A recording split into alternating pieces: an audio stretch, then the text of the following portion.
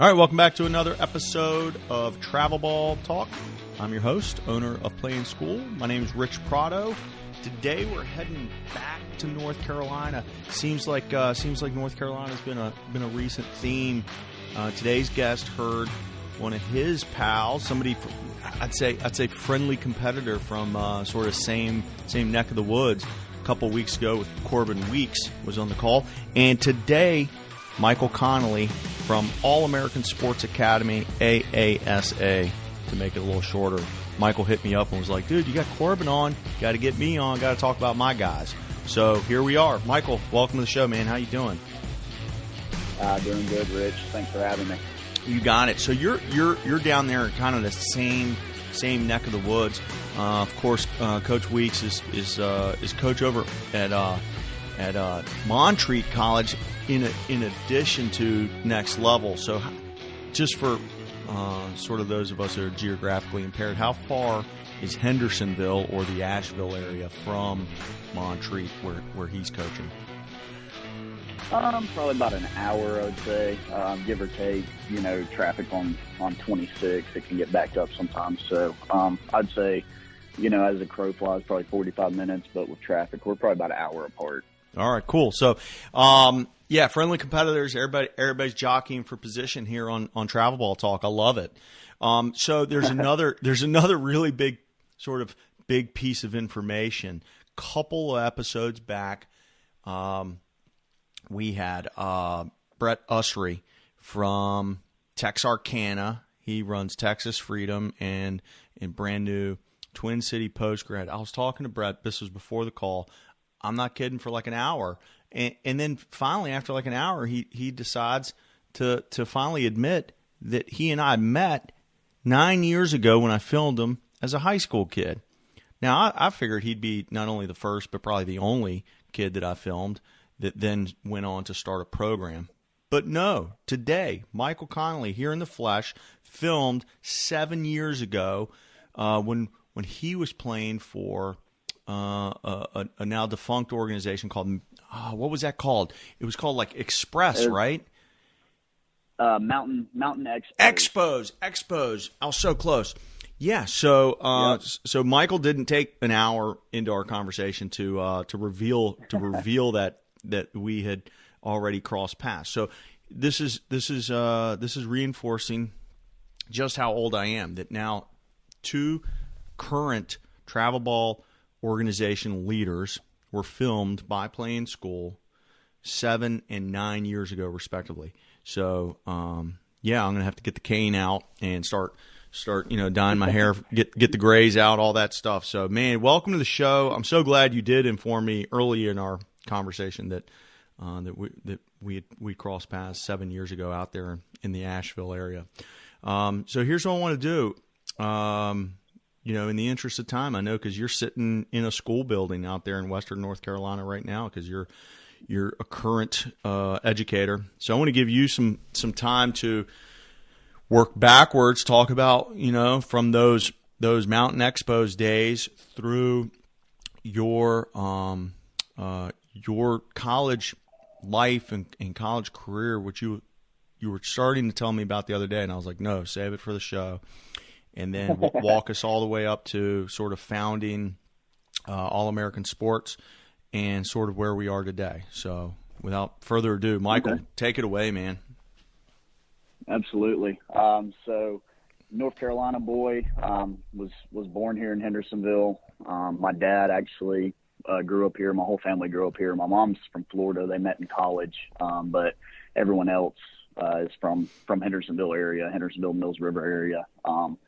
So was born here, lived here till I was 3 or 4, and then we actually moved down to South Carolina for a little bit. My dad took a job down there. He was working at Lander University in Greenwood, South Carolina. Very good D2 program. They were really good at that time. Yeah. They had, what's his name? The head coach at App State now. He was the coach down there. Just left my brain completely, but he was the coach down there. They were really good. So he was working down there at Lander, and we lived in a small town called Calhoun Falls. So I kind of grew up there until the 9th grade. We decided my dad went to West Henderson High School, and that'll get kind of interesting here further as I continue my story. But he got a job offer up here, so we moved back to Hendersonville, and then I ended up coming to West and went to school here for 3 years. Had a great career. We had great teams. Played with a lot of great players. And then I was young for my grade. My grade. I would have graduated at 16 whenever I was in high school. So my junior year, we decided it was best for me. It was nothing against the school, nothing against the coaches or anything. We decided best for my future to transfer to a private school and reclass, which is very popular nowadays. You see it all the time. Yeah. So I transferred to a school in Asheville called Carolina Day School, very small private school. Went there for 2 years, reclassed, basically did my junior year twice. Yeah. Did junior year here at West Henderson, then did my junior year again there, and then graduated from there.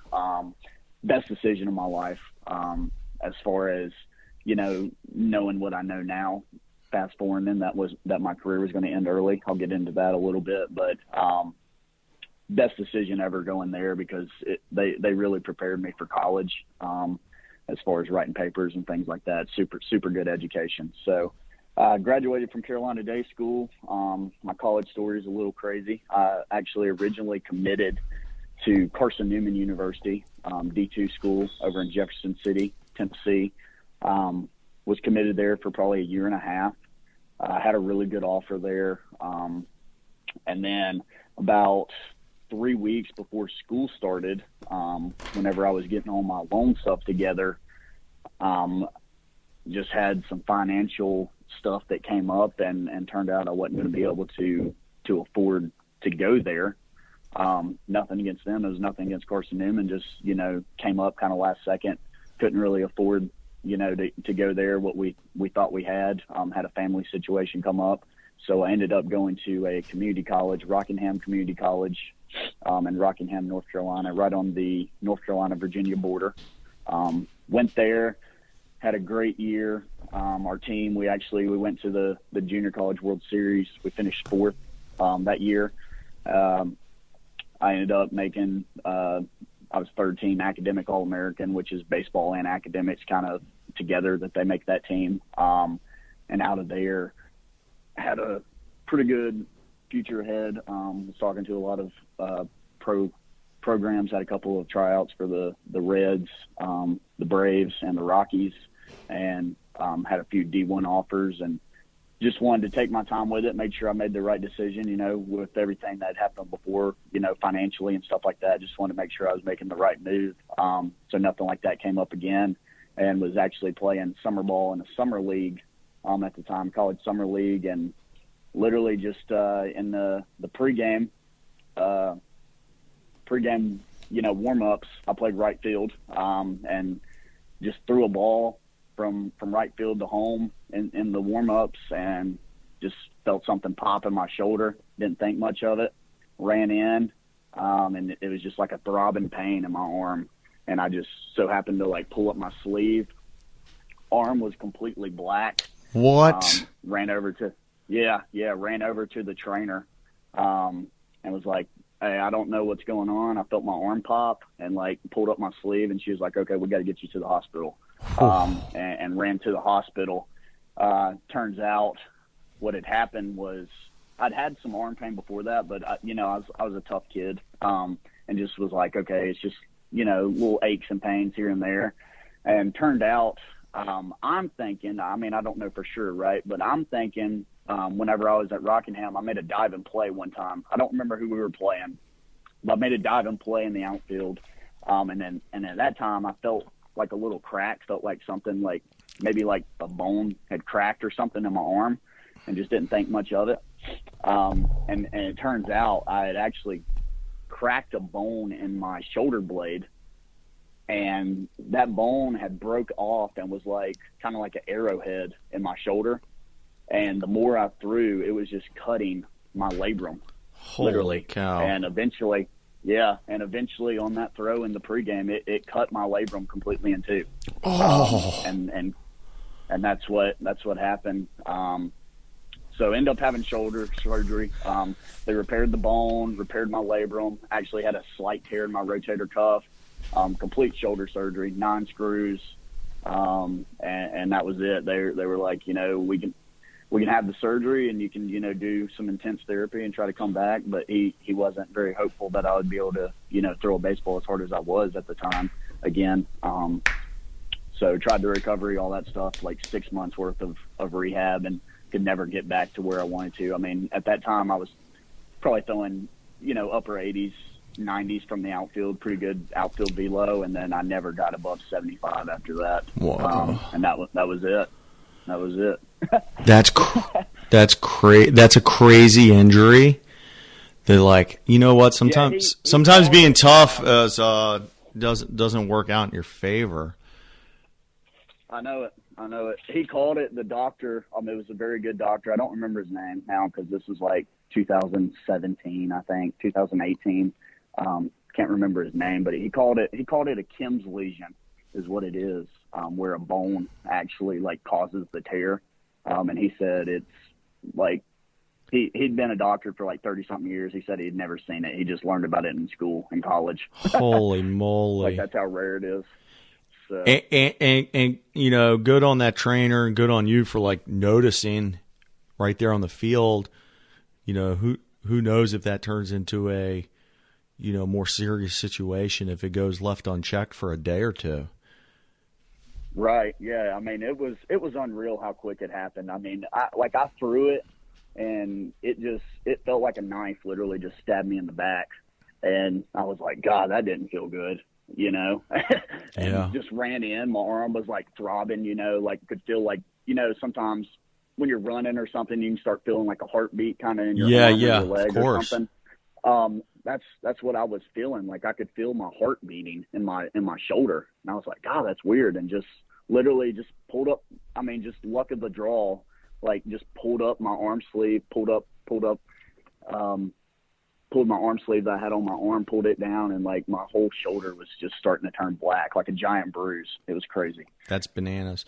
Now, if you're okay, I want to go back to something you mentioned at the beginning of the story, okay, and sort of, I don't know, shine a light on it. You're set up to go to Carson Newman, and your parents know what they can afford, and right. And when the dust settled, they look at the number that Carson Newman's saying, "Hey, here's the number," and your parents say, "We can't do that number," and they had the maturity to just say, "No, we're gonna go a different direction," and I want to tell this. I want to say this like loud from the top of a mountain to moms and dads everywhere is have the confidence, have the maturity to know what your number is, what have you prepared for, and be able to walk away. Because today it's 2022. We as a country we are closing in on $2 trillion in student loan debt alone.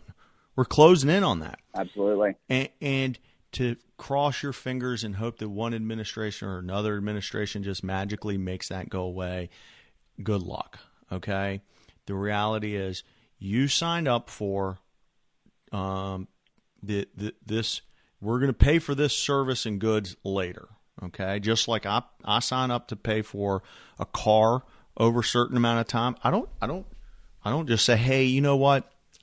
Can you just waive this debt that I owe? I don't do that. I pay for it. I made a promise. Right. And I see, I think it's kids everywhere. Obviously, it is kids everywhere. It's not just baseball players that got us to I think it's 1.7 trillion in student loan debts. It's not just baseball players. But what I see is you'll see a young person and their mom and dad get excited because a young recruiting coordinator or a coach likes the way they swing the bat. And they use that excitement to justify putting a kid in $50 or $100 or $150,000 in debt. And Absolutely. And it's just mind-blowing. And the craziest part is when you sit them down, I mean, I think this is a pretty simple example, okay? I know a lot of kids. We have tremendous Division III baseball here in the state of Virginia. And you say, okay, cool, they've got a shorter season than the D1s. And this math sort of seems to happen over and over and over again, where a kid ends up going to a school, say it's $60,000 a year, which many of them are. And let's just say they're given $15,000 in academic money or a leadership scholarship, so they're paying $45,000 a year to go play 45 baseball games. And so, I look at a parent and say, "Would you just hypothetically would you pay $1,000 to see your kid play baseball?" And they'll freak out. Absolutely not. That's crazy. Well, a lot of people are. A lot of people are. Yeah, they are. They are. Okay, and let's just cut that number in half, and let's just say it's just $27,000. Well, would you pay $500 to see your kid play baseball? Because there are alternatives to going $100,000 and $150,000 in debt, and you did it. You just say you have maturity, and you stick to your number, and be able to walk away and look for an alternative. And the alternative in your case was going down the road to Rockingham, which my guess, I haven't looked it up, my guess it's pennies on the dollar compared to what Carson Newman was. Oh, yeah, absolutely. I was able to work my summer heading into Rockingham, basically. I was fortunate enough. I didn't know. It's crazy the way it all happened. I didn't know I wasn't going to Carson Newman until 3 weeks before school started. Wow. Like, that's how late it was. Like, we were trying to figure it out. We knew that something was kind of up. We were like, okay, we might not be able to swing this. Yeah. But we were trying to wait it out. Like, that's where I wanted to go. I really liked the staff. I really liked the area. Yeah. And that's where I wanted to go. So I was like, I've been committed here for over a year. Yeah. This is where I want to go. And we were trying to work it out.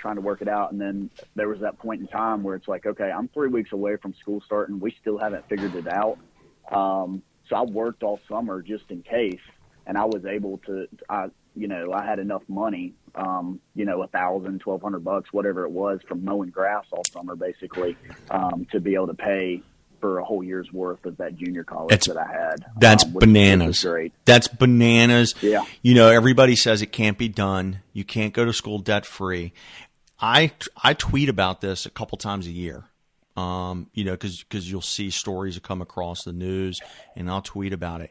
And it without fail, I get the most hate from young college baseball coaches who are themselves in serious debt, serious financial debt, and they want to justify that and defend their position, and put another kid in debt. And I'm just like, absolutely. And I tell them, I shut the comments down. I hide their comments on Twitter, and I tell them directly, go to your own Twitter and make a post explaining how good student loan debt is. Because I know that in 2022, putting a 21-year-old in $100,000 in debt so that he can go play a couple baseball games at a school he can't afford is putting a weight around that kid's neck that is going to crush him. That's going to crush him. It's totally unfair. And parents, don't do it to your kids. Have the maturity that Michael's parents had to just walk away from the table and go find an alternative. Because there are ways to do it. You can get through college debt free. And Absolutely. Guess what? Stop looking at Mercedes if you've got a Honda budget. Stop looking at Lamborghinis if you just have a Mercedes budget. This is not complicated stuff. Sorry to take this down a rabbit hole. This is a serious pet peeve of mine, but honestly, I think, man, I'm just so impressed with your parents, because they could have very easily have said, cool, man. You can go to Carson Newman and take out, take the loans out. Cool. I'm curious before we end this conversation. Carson Newman tuition. I'm just curious what it would have. So basically, I'm seeing about 40. About 40 grand a year with room and board, and of course, everybody needs a room and everybody needs to eat, right? Yep. So, absolutely. So your parents could have very easily have told you, "Hey, cool, no problem, go do it." And 4 years later, you come out $160,000 in debt. Could you imagine what that would have done to the 21-year version of you? Unbelievable. Oh, I know. So thankful they didn't do that to you. So let's pick up the story where you realize the arm is busted. You go in, you have surgery. Your baseball career is obviously done, right? Or do you end up making another? Okay, so do you end up graduating from yet a third school? Or do you bypass college completely at this point?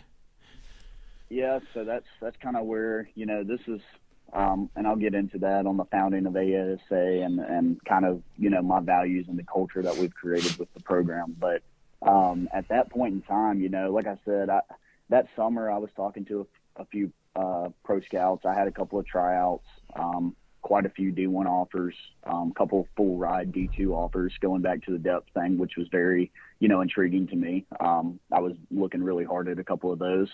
And after the arm gets busted up and basically doctor says, you're not going to be able to throw again. And after therapy, I realized that I was in a dark place, Rich. I'll be honest with you. I went ahead and dropped out of school because when baseball is all you know for 18 years of your life. Yes. And then when you're at the peak of your career, which is what I felt like I was, I was every kid's dream to go play pro baseball, right? I mean, I'm not saying I was going to be a top 5 round draft pick, but these guys were talking about signing me for you were going to get a chance. You were going to get a chance. Right. Yeah, I was going to get a chance to go play, single A ball for a couple of years. If it never panned out, it never panned out. But at least I got to live that dream for a little bit, right? And I was in a dark place. Baseball. I felt like baseball got taken away from me. So I got away from it, dropped out of school, and went and just joined the workforce for a little bit. I worked for Cheerwine. Nice. Selling soda. All right, explain to people across the country who are unfamiliar. Cheerwine it's just an absolute North Carolina institution. So tell the listeners, including myself, I'm not terribly familiar. I just know the legend that comes along with when you say Cheerwine. North Carolinians light up. So what is it? Yeah. No, Cheerwine, it's a soda that was based here in North Carolina. It's just like Coke or Pepsi or anything else like that. It's a cherry Coke basically is all it is. A very strong cherry Coke. And they're a brand now.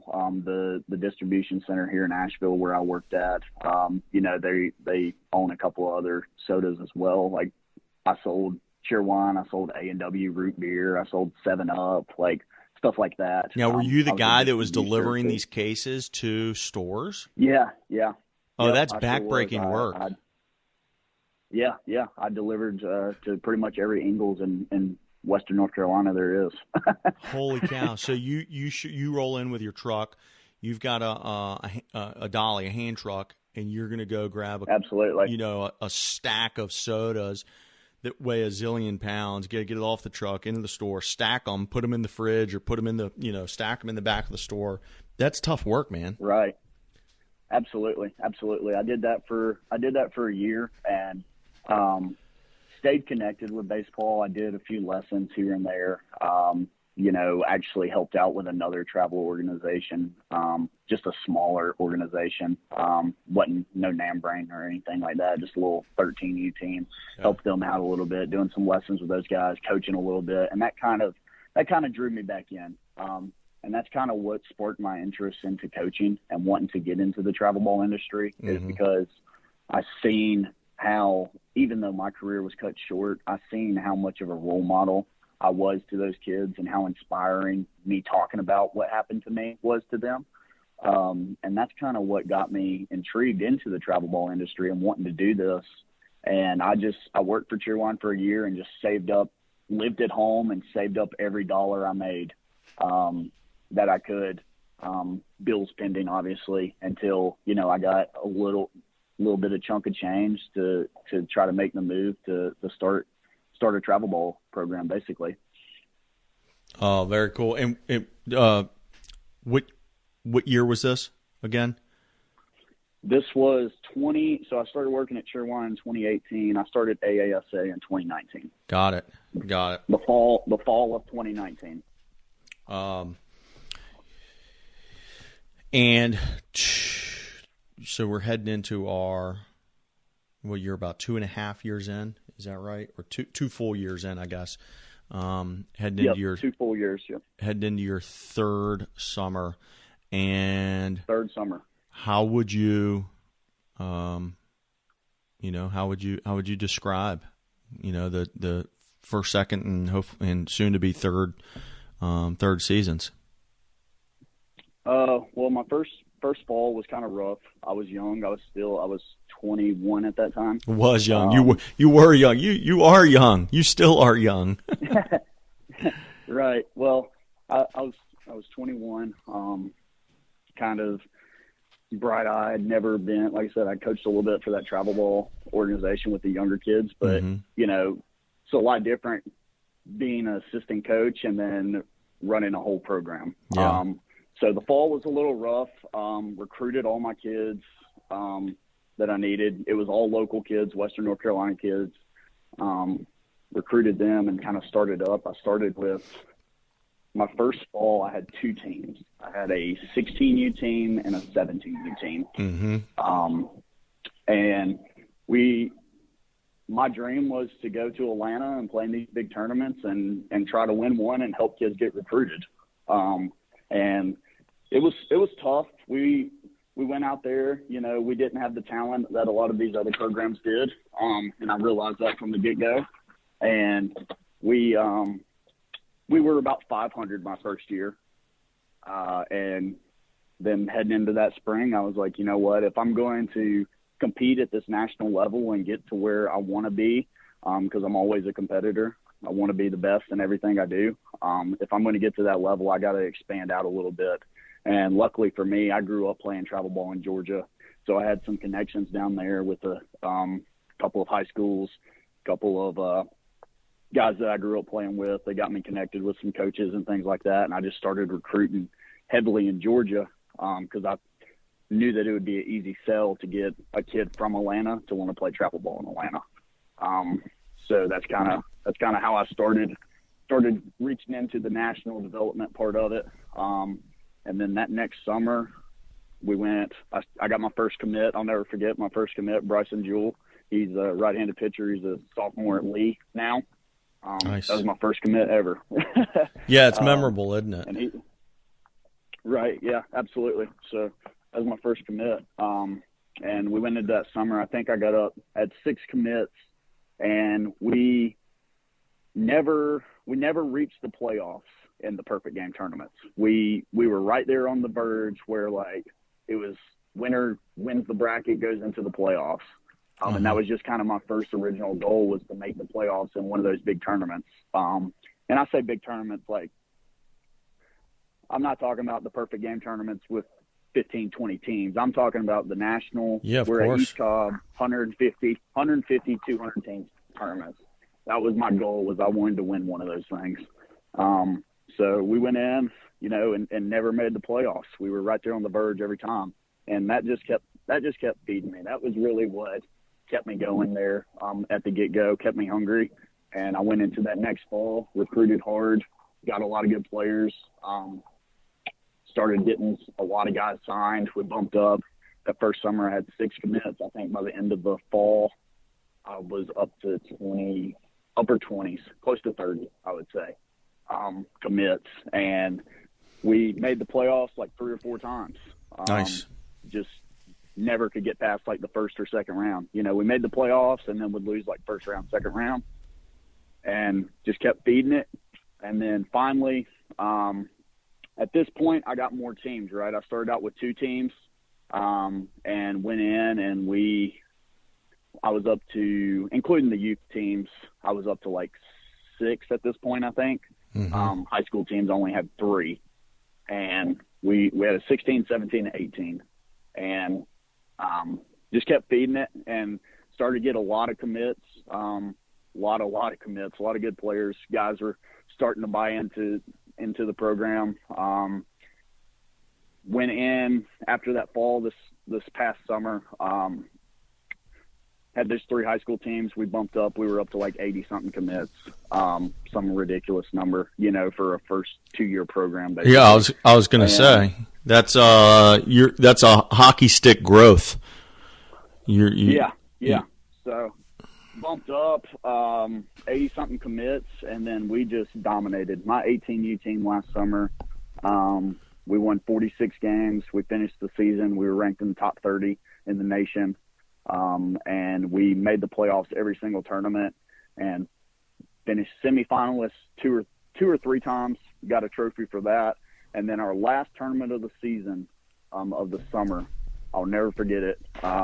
We finally won one of the big PG tournaments that had 162 teams in it. And we came out on top, and that was one of the greatest accomplishments of my life, honestly. Just knowing how much work it took to get the players to get to that level, how much work it took recruiting to get a lot of kids signed, and getting them to buy in to where we could compete with the 5 stars, the Georgia Bombers, the Team Elites, all those, you know, bigger name programs. And we're in the same tournament with them, and we were able to win it. So. You know, I got to tell you, it's kind of refreshing to hear you talking about how exciting winning in general is, but more specifically winning one of these big tournaments. It is exciting, and it's fun, and it's valuable, and it teaches lessons. You know, and I think in today's culture, I think we sometimes downplay that a little bit, and I get right. where that sort of, you know, what do they say, process over results. I get that. I do. Mm-hmm. I get that. But man, you kind of need a good process if you're going to get the winning result, right? I mean, what I'm saying is, absolutely, there's not a lot of people who are going to go through a tournament with 150 teams and win on accident. So good for you. And I think that's a refreshing take. You know, I think, I just appreciate your enthusiasm for winning. You know, that's sort of important. I think it's really important. So absolutely. That's what I keep saying we.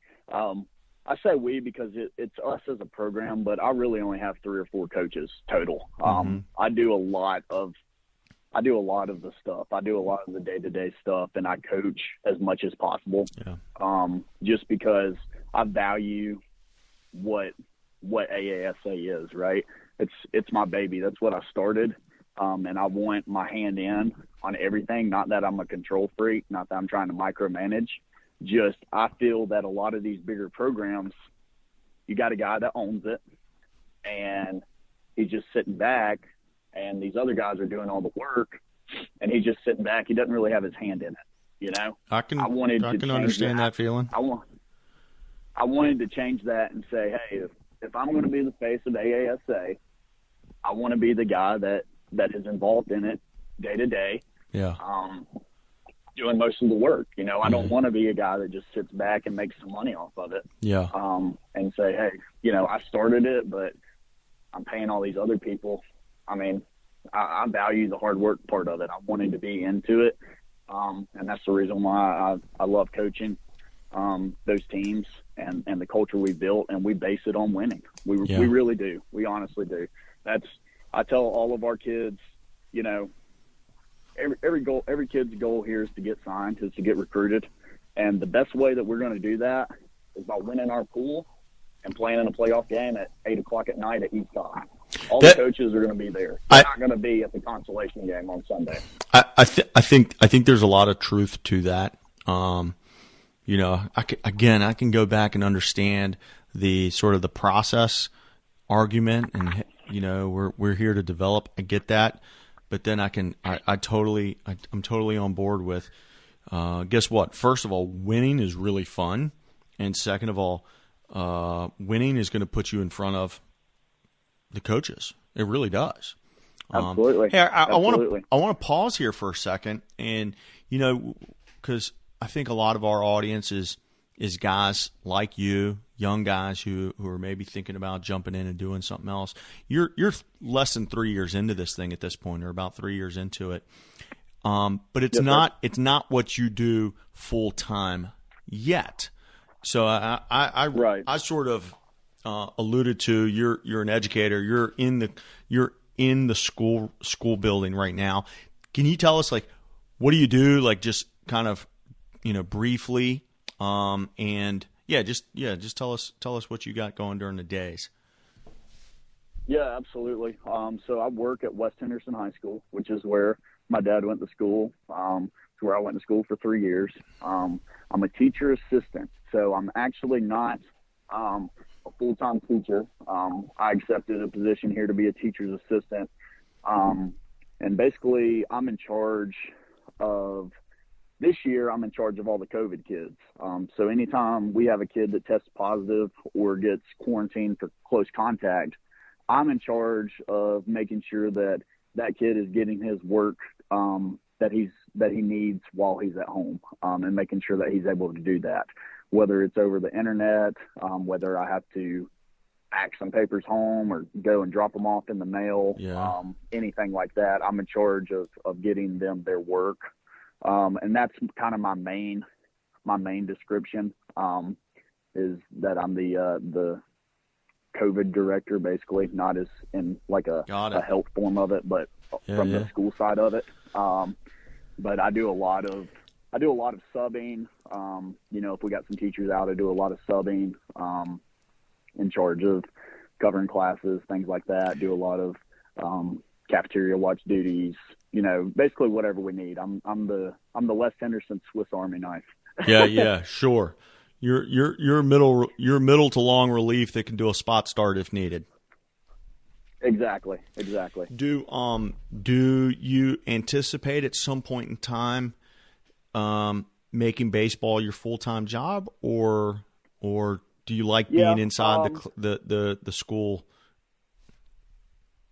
Yeah, I'm in a debate with that right now. I actually coached. I was a volunteer assistant at Brevard College for 1 year over there, and I helped them out and was around the college game for a year, working with outfielders, working with hitters, and I really enjoyed that. I enjoyed the networking part of it, and I worked a lot of camps. That's actually where I got a lot of my college connections from. That helps our AASA players getting recruited, just, you know, networking with those guys when I'm working camps with them, getting the phone number, and able to make those connections. And I really enjoyed that, but I think my calling is more to the side of the high school coaching side, and I think that's kind of where I want to get with this eventually is, one, either just grow where I can do AASA full-time, and just be able to hire enough help. But the problem with that is then I'm going to lose my quality, right? That's what I base the whole thing on, is quality over quantity. Having my hand in on everything and making sure our kids are getting everything they needed, and rather than just being another number, you know, making sure that they know that we care about them and we're trying to help them as much as we can with their development and recruiting and just becoming a better man on and off the field. But I really like West Henderson. I think this would probably be a dream job of mine. If the opportunity ever came available, I would definitely apply for it. Nice. Well, listen, I'm looking at the clock, and I know we don't have all day, so I want to skip ahead and ask. Probably just going to ask a couple of these questions I sent you previously, just to get a little bit of perspective, and then we'll wrap up. Okay. First will be kind of a softball, a quick one. What book or movie or website do you think every coach should check out? Do you have one? Yeah. So yeah, I thought about that for a little bit, and I didn't want to be kind of cliche and just pick, a book or something like that every coach wanted. I kind of wanted to incorporate it into my story and AASA a little bit in our culture. So I chose the movie We Are Marshall. It's not even a baseball movie. Oh, it's awesome. A football movie. Yeah, it's a good one. And the reason why is because I think that just encompasses everything that we've created with our culture at AASA, where their goal wasn't the whole movie's not about winning, right? Winning's important; it's a big part of what we do, but their goal was honoring those guys that died in the plane crash the year before and being there for the 4 players that weren't on the plane crash, but was a part of that team. And the town was hurting, the city was hurting. And, it was all about just creating this bond and having something that was meaningful to play for. And that's kind of what we try to create at AASA. We don't want to just be, a jersey that guys put on. We don't want to just be a hat that guys put on. We want it when they play their last game for us, their final summer, 18U, they're going on to play college baseball. In a couple of weeks after, we want their final game to mean something and say, hey, looking back, I spent whatever, a year, 2, 3, 4 years with this program, and it really means something to me because of the bond that we created, the family that we created, and just having something to play for that's meaningful. So I think that movie encompasses that. I think that's on the list for this weekend to watch. Yeah, definitely. All right, I'm going to ask you one more question, and then we'll work towards wrapping up. What's one change that you think, if I gave you the magic wand, what's one change do you think that could be made to travel baseball that would have the biggest positive impact? The value of winning. Take away. Yeah, return to a theme we've hit. Yeah. Yep. Take away the showcase part of it. Take away the being another number. Make winning important. Like I said, just these guys, that's how they're going to buy in. That's how they're going to be proud of something, is by winning and creating that bond. I think anyone can start a travel team nowadays. You just get a couple players, you get some jerseys, anybody can join a perfect game tournament and go play. And there's a lot of that going on. I'm not saying that's a bad thing, but travel ball is watered down, and it gets more and more watered down each year because it's about, I'm playing to get recruited rather than, hey, let's play to win, let's play to get better. And if I'm winning, I'm having fun and I'm developing, I'm going to get recruited down the road. If I'm playing for a winning team, I'm going to get recruited. You don't see just some team that just pops up and goes play in Atlanta and see them posting videos of them on Twitter. You're seeing the guys that are playing for the bigger organizations. They're good players. That's why they're playing for the bigger organizations, but their teams are also winning. They're in the championship game. So just the value of winning and making that a priority rather than, I think travel ball has gotten more into the travel ball is all about getting recruited. It's all about what I'm doing, how I'm doing, rather than what my team is doing and what I can help my team do to win. Yeah, for sure.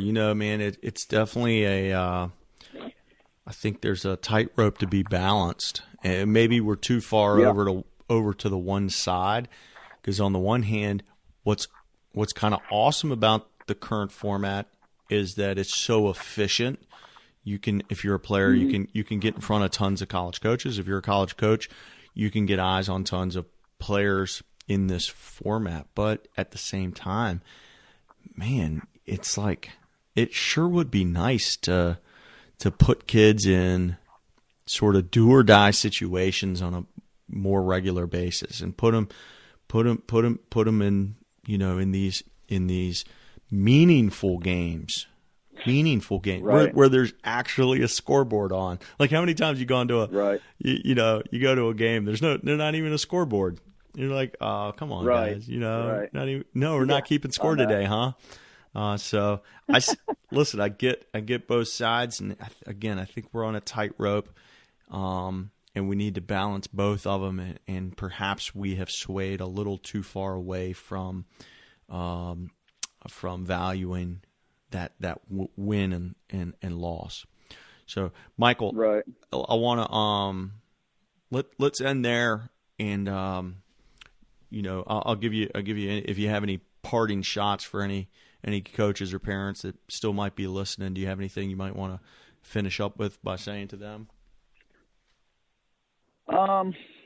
Just when you're picking a team, if you're out there and you're listening and you're trying to find a team to play for, a lot of parents struggle with knowing what to do, because if you haven't been through the process yourself of getting recruited, of playing travel ball, there's a lot of stuff that you're like, okay, what can I do? What should I do? Who should I be listening to? My best advice would be find somebody that you can trust, that's organic, they're real, and they have some stats to back it up. Anybody can say, I can get your kid recruited to go play Division I baseball. Anyone can say, hey, we're going to win a lot of games. Just make sure that you're looking it up and you're taking time to research before you're going to throw somebody $1,000, $1,200, $1,500 to go play for them. Because there's a lot of guys out there that are just after that dollar sign, and they promise the world, and you get a speck of dirt. For sure. Well, that's a good spot to end it, man. I appreciate you coming on. I want you to hang on the line one more second, but I'm going to stop the recording there. Okay.